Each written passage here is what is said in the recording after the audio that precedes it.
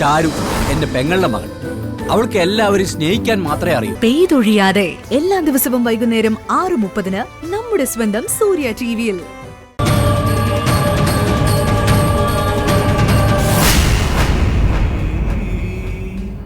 രണ്ടുപേര് കാണാൻ വന്നിട്ടുണ്ടെന്ന് കർമ്മി പറഞ്ഞപ്പോ അത് നിങ്ങളായിരിക്കുമെന്ന് കരുതിയില്ല.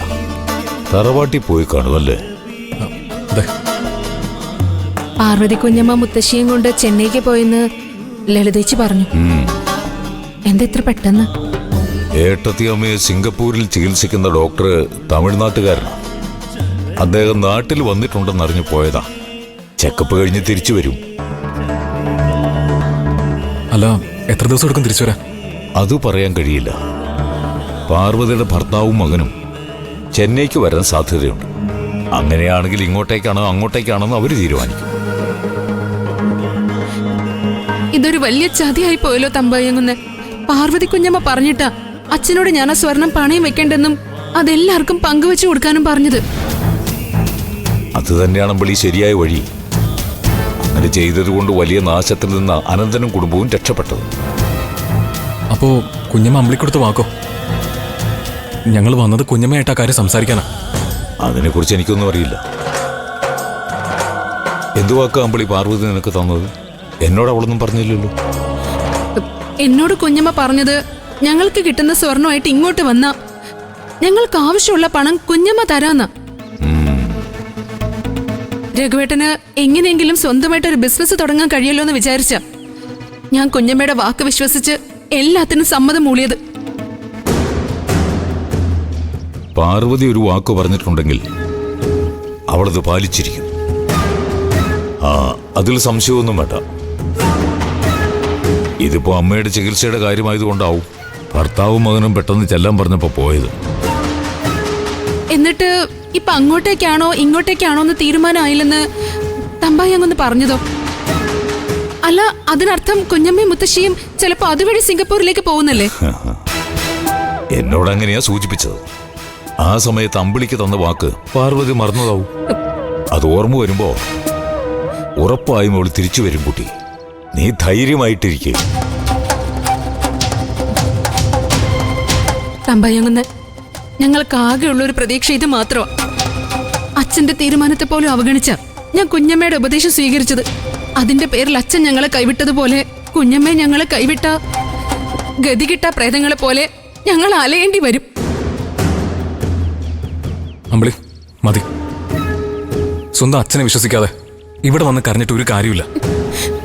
ആര് കൈവിട്ടാലും അമ്മാവൻ നമ്മളെ കൈവിടില്ലെന്ന് എനിക്ക് ഉറപ്പുണ്ട്. അവസാനം വരെ അദ്ദേഹം മാത്രമേ നമ്മുടെ കൂടെ ഉണ്ടാവും. ഈ തറവാടും ബന്ധുക്കളൊക്കെ എപ്പോ വന്നതാ?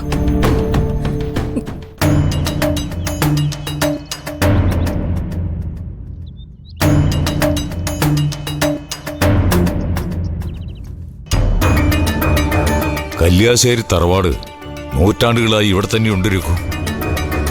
ഇവിടെ കണ്ണീര് ബാക്കിയാക്കി ഇവിടം വിട്ടുപോയത് ഇവരുടെ അമ്മയാ, ലക്ഷ്മി.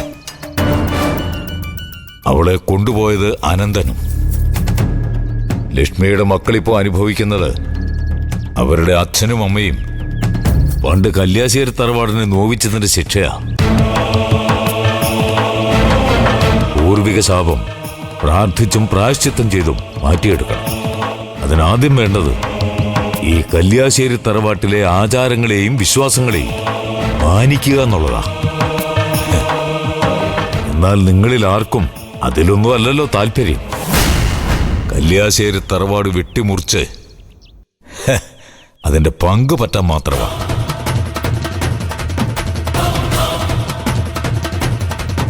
അതിവരുടെ അമ്മയ്ക്ക് കൂടി അവകാശപ്പെട്ട സ്വത്തല്ലേ?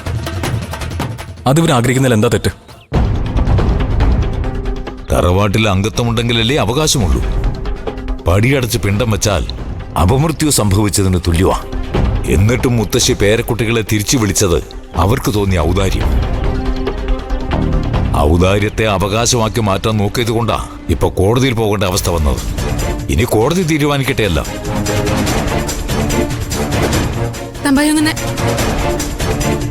ഞങ്ങളിനി എന്താ ചെയ്യണ്ടേ? തറവാടിന്റെ ഷെയർ കിട്ടാൻ കേസ് നടത്തണമെന്ന് പറഞ്ഞത് പാർവതി കുഞ്ഞമ്മ തന്നെയല്ലേ? എനിക്ക് കിട്ടിയ സ്വർണ്ണമായിട്ട് ഇവിടേക്ക് വരാൻ പറഞ്ഞതും കുഞ്ഞമ്മ തന്നെയാ. ഞാൻ പറഞ്ഞില്ലേ, പാർവതി വാക്കു പാലിക്കും. അവൾ തിരിച്ചു വരും. അതുവരെ കാത്തിരിക്കുക.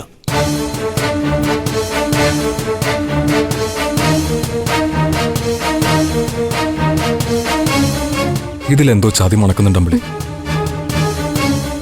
കുഞ്ഞമ്മ മനഃപൂർവ്വം മുങ്ങിയതാണെന്ന് ഞാൻ പറയൂ. ഈശ്വര, എന്തൊരവസ്ഥയാ ഇത്. നമ്മളിനി എന്ത് ചെയ്യും രഘുവേട്ടാ? ഇവിടെ ഇരുന്ന് കരഞ്ഞിട്ട് നീ ഒരു കാര്യമില്ല. നീ വാ.